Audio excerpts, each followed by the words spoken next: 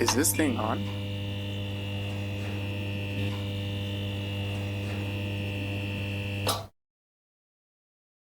Hello, everyone. My name is Lewis Harris. Thank you for joining us today on Record in Progress, the podcast that I created in the wake of the 2024 election, because I felt like I could have done more to see the election go the way I wanted to see it go.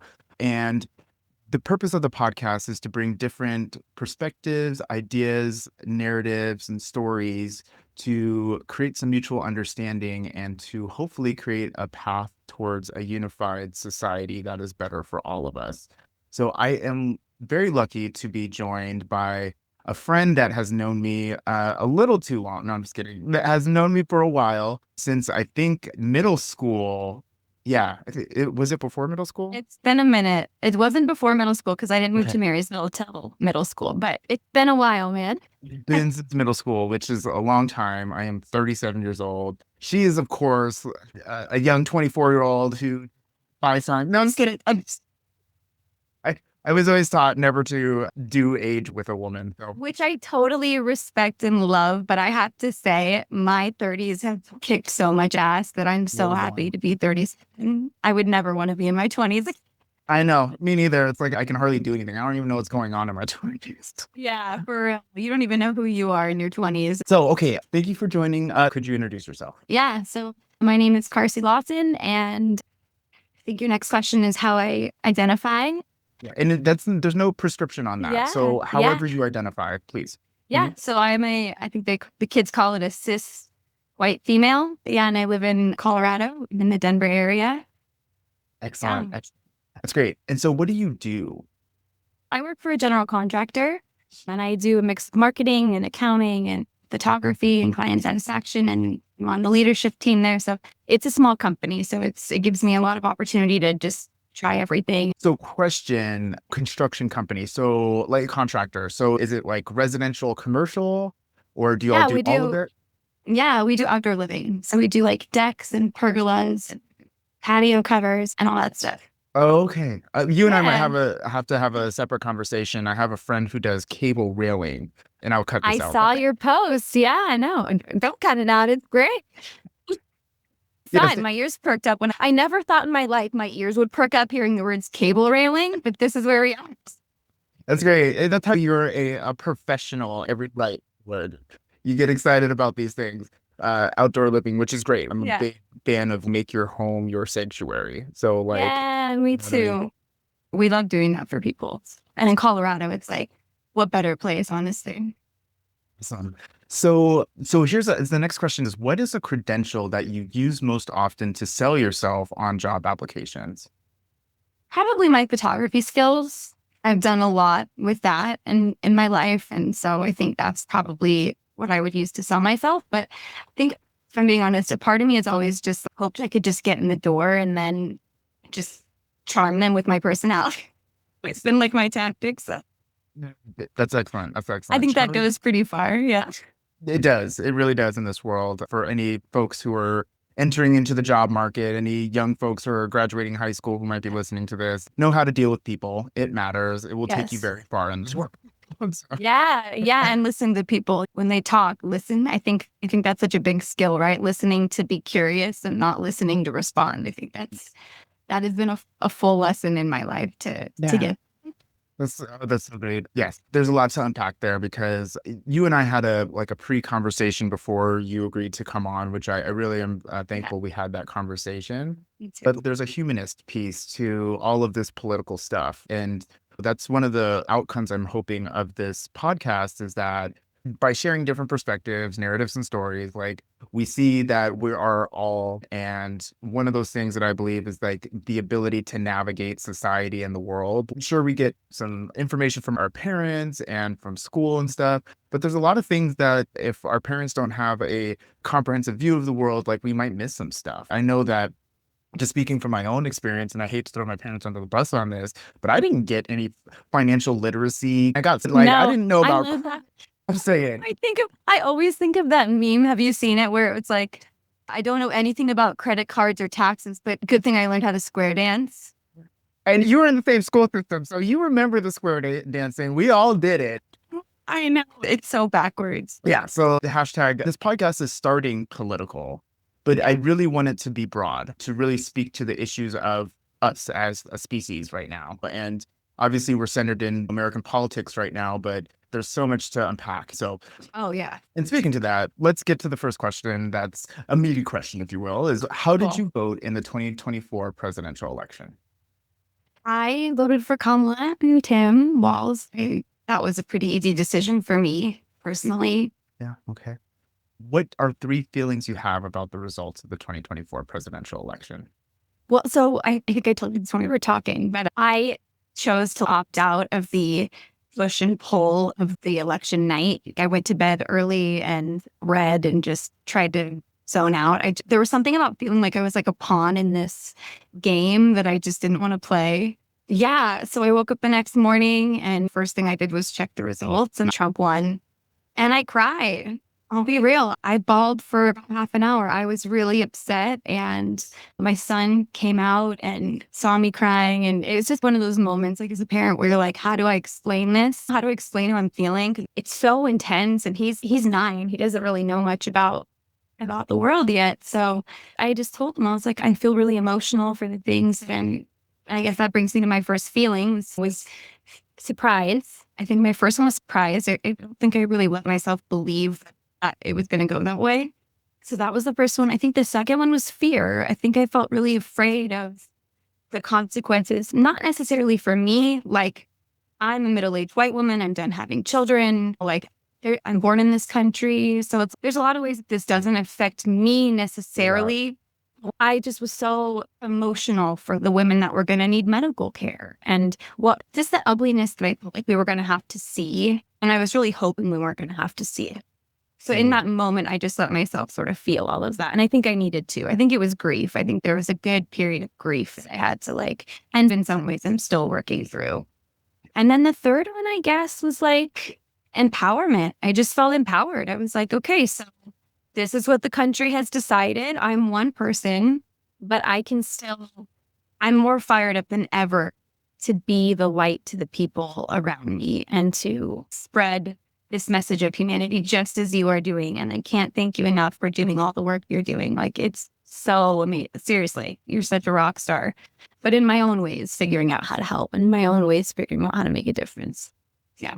That is, I'm glad you said that because a lot of us are going through the grief and many of the feelings that you said, but knowing how to like what to do now, in Yeah. your sphere of influence in your life. And I think in many ways, he's still not in office. And if I've been tripping, like there would be bouts, like I mentioned in one of my posts, I said the Pledge of Allegiance and almost cried. And it was just like, I heard and he's not even in that. office yet. Yeah.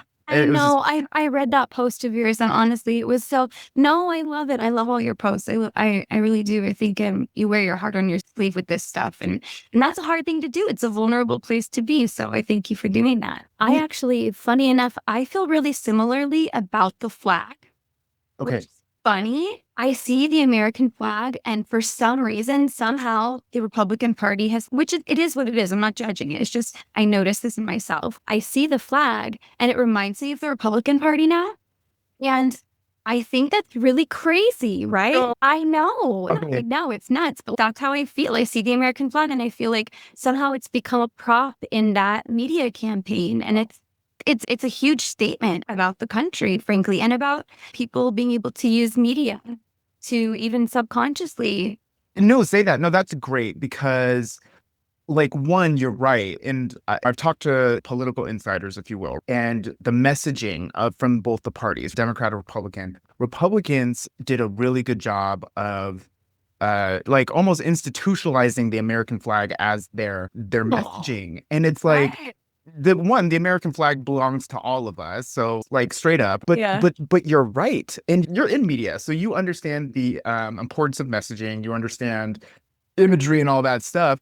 And for you to feel that way, it shows that they were effective. They And were. Yeah. Yeah. Yeah. like but I want to say the American flag belongs to all of us. And so Yes. Yeah. like like maybe we should start that work of reclaiming the unity. Reclaiming it. If you're a Democrat and you're feeling that way, put your flag out. What a more beautiful, like, message of unity than everybody just putting their flag out. Like, when's the last time you drove down the street and everybody's flag was up and it wasn't the 4th of July? Say You know what that. I mean? But I get it. I do get it. I feel there have been times where I'll be totally honest, I haven't been super proud to be an American. And not because I know how many privileges come with being born in this country. I certainly don't want to disparage that. But Totally. I think a lot of people that voted for Kamala and that feel more in line with the Democratic Party, right? Feel like maybe they look around and so much of the country isn't in line with how you believe. Yes. That's sort of what it feels like, right? Like almost like you're at a party and you're like, oh, I don't know anybody here, which, but you do. We're lucky enough to be in pockets, I think, in Colorado and in the West Coast. And I've lived Here. all over the West Coast up and down, and it's flew up and down. And I've always felt super comfortable being surrounded by like-minded people. So I think we're in a bubble to a point. That's true. And that was a lot of what I was feeling too. I was like, man, am I delusional? I know. I feel like the last decade and this Yeah. whole windfall. But one of the things that has helped me level those feelings, which have been really poignant over the last couple of weeks, is that yes, Donald Trump won the electoral. Yes, he won the popular vote, but it was only by a couple of million, right? Four and And a half million or something. Yeah. exactly. And so there are still like 7 and some odd million people who actually did vote in line. So I always have to remember that because no, it wasn't a windfall. He Yeah. just pulled it out. And there were a lot of voters who sat out. I crunched the numbers a little bit yesterday, and it was like 76 million went to Trump, 74-ish million went to Kamala. And so that's around 150 million, but there's 350 million people in this country. And so half the vote, it was like only 43% of people actually voted, which is huge. That's so interesting. And I know I listened to one of your other podcasts, Karsten, and he didn't vote in the presidential because he didn't feel comfortable choosing either one. And I'm guessing there's a lot of people that felt that way. Certainly, it wasn't a hard decision for me. If there were maybe some other issues on the table, it could have been. I think if it was a different Republican candidate, and they had really good platforms and policies and human rights were a priority. I'm sure that it would have been closer, I guess is what I'm saying. It was. Interesting. Yeah. So the next question is, what do you fear most about the Trump presidency? And you may have alluded to some of this already. What I fear most is that he will go through with a lot of the things he said he would do, and that humanity, I think, will get super, super ugly, like mass deportations and women passing away because they don't have access to healthcare. Those are really two of the big things that I think about when I think about immediate threat. I'm afraid that's going to happen, and it's not going to trigger something in us to change course. And Okay. people are going to be like, no, that's what we need to do. And I guess like just that apathy is not going to be like broken, even Sure. seeing. Yeah. Okay. That's a great point. Yeah. Chew on. Yeah, no, I know but it's the normalization of some of Yeah. these things Yeah. that almost feel inhumane, right? Yeah. Absolutely.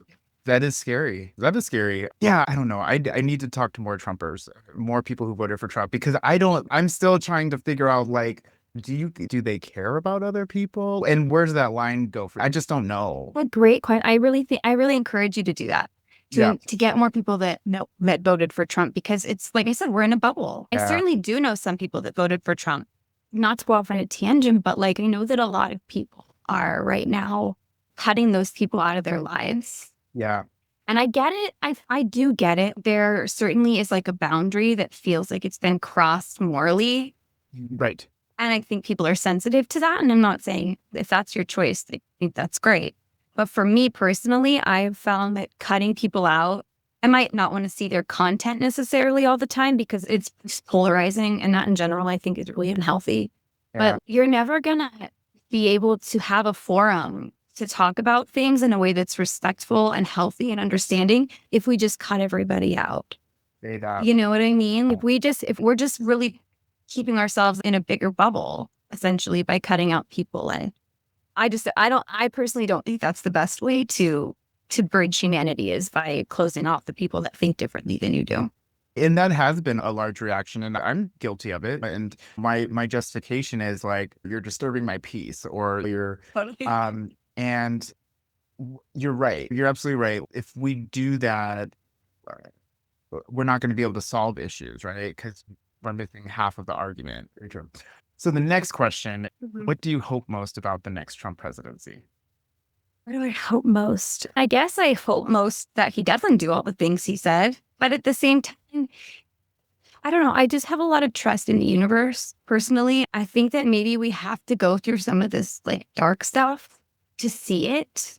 You know what Hmm. I mean? The opposite of what my fear was, I guess, that we do see it and we change course. We do see it and we decide, you know what? Actually, this isn't what I thought it was going to be. It doesn't look like or feel like what I thought it was going to look and feel like. And I'm changing my mind, you Yeah. know? So I guess that's what I hope. I hope that we had to dip our toe in this to Yeah. see what it would feel like. And then we sort of come back to a middle ground. Yes. Okay. And I'm glad you said that you mentioned the middle ground, because there's a lot of people believe in the pendulum, right? The pendulum of politics, right? And really, I would say the pendulum of humanity, when it goes to war, to peace, and then there's the Republican and the Democrat. But like in the middle, there's almost an acceptance of both of those things, and a compromise and a bringing together of both of those extremes, right? And that's where we should be, I instead of mean, this that's where rapid. we should be with anything. That's right. Literally anything. Eating too much, not eating enough. We know the Say answer that. is eating in the middle. Watching too much TV, watching no TV. I guess watching no TV is probably fine, but probably somewhere in the middle is healthy. You know what I mean? But I just think with anything, Mhm. there's a middle ground. And it's so weird to me. It's not weird. I see how it's happened, but it feels conflicting to what we know is that the polarization of either side isn't healthy. The healthiest place is likely somewhere in the middle. Yes. And for those listeners who have a philosophical or religious lens, or who even have an open mind to those things, there is a Buddhist teaching called the middle way, right? Which speaks about specifically recognizing the two polarities, but not being pulled by them. You know what I mean? Yes, And not allowing keeping. yourself to be manipulated by either side. Yes, yes. And Yeah. so that's interesting. And not to bring religion into the conversation per se, but honestly, religion's a piece of Talk about everybody. religion. Yeah. Yeah, absolutely. Let's talk about it. No, I'm just kidding. Let's do it. What part? Bring it on. So I was talking to my sister yesterday, right? Yeah. And she's so insightful. And that's the thing too. I think surrounding yourself with people that make you think about things is Yes. really healthy. Don't you think? Well, yes, it's the critical thinking, and it's like the Yeah. challenging of thought, because if you take a muscle, right, and you don't actually work the muscle, it becomes atrophied and it doesn't move, and it can be detrimental to your body if you don't have your muscle Yeah. working the way they should, right? And that Yeah. goes for the brain. If you're not stimulating yourself with intellectual content or having those conversations with people, there's parts of your brain that won't fire the way they could if they had that level. Yeah. And Yeah. so that's an excellent point. Thank you for making that. I think that's the first time that point was made, but that's extremely important. Yeah. And Yeah, no, it totally is. And I think it just all comes back to listening out of curiosity. The whole thing I was going to say was my sister, we were talking about abortion, and she is so amazing at being able to see both sides of things or all sides of things. yeah, And so she brought up, well, I was saying how sad I was for the women that wouldn't have access to healthcare and really need it. And she was saying something about how people who are really religious, they believe all those babies have souls and all those babies have lives that they're supposed to be living. And we're stifling that by not letting them be born. And well, I don't know what I think of that, but I think it's a point that I never really thought of. And I think assuming you could get two sides together that were articulate and calm and able to put their egos aside and just discuss things, well, certainly I think that there's gray area for us all to sort of indulge. oh, I do want to unpack that. Access to abortion because of the overturning of Roe v. Wade, that was a huge issue that the Democrats ran on, and it's apparent that didn't resonate with a lot of people. And you have children, so Mhm. I don't know. And can we unpack that a little bit? Because like, Yeah. So what's your belief on that then? Or what's your thoughts on that in terms of like when life starts? And I know that's a huge conversation. If It you is. don't That's feel a whole comfortable talking, scientific. Yeah, yeah. I can dip into it. I think it ultimately for me comes down to your belief system about the soul and what the soul's, you're spiritual as well. I know we got to get into that. And that's my favorite thing to talk about. Yeah, but Yeah, for real. We should have a little convo on spirituality. That would be really fun. forget politics. Let's talk spirituality. Dude, for real.